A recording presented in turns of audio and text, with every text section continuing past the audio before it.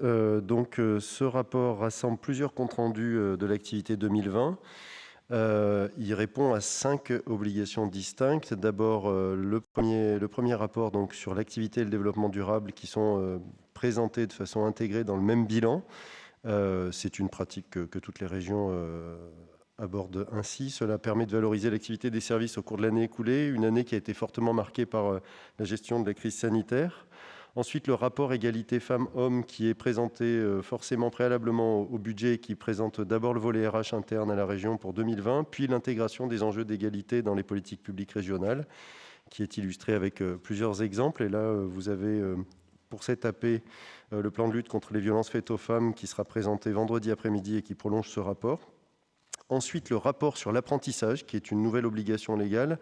L'État a repris la compétence aux régions, mais nous pouvons abonder le financement des CFA selon des critères d'aménagement du territoire. 15 millions d'euros pour chaque enveloppe. Et donc, nous devons rendre compte de l'usage de ce fonds. Je rappelle que, et vous le trouverez dans le budget, ce sont 15 millions d'euros par l'État et nous avons mis 17 millions d'euros. Nous avons inscrit 17 millions d'euros. On a soutenu 130 projets en fonctionnement, avec des aides au premier équipement, des soutiens aux actions d'orientation, des appuis à la mobilité nationale et internationale, et 135 dossiers en investissement avec la construction, la réhabilitation, la sécurité, l'accessibilité des CFA.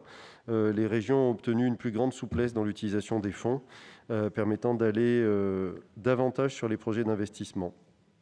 Enfin, vous avez le rapport sur les aides d'État qui compile les aides publiques versées à des entreprises par la région, par les départements, par les EPCI en 2020. L'État qui doit transmettre ces données à la Commission européenne en a confié récemment le recensement aux régions, mais le caractère déclaratif en limite la portée. Il n'est pas pertinent d'en tirer des conclusions sur les politiques économiques de la région, évidemment. C'est tout à fait distinct des aides d'État. Même si ces 5 rapports sont présentés pour un rendu compte, la partie délibérative prévoit également, concernant l'apprentissage, de déléguer à la commission permanente l'évolution des dispositifs de soutien aux CFA et aux apprentis. Donc il nous faut voter ce rapport. Merci beaucoup. Monsieur Kovacs.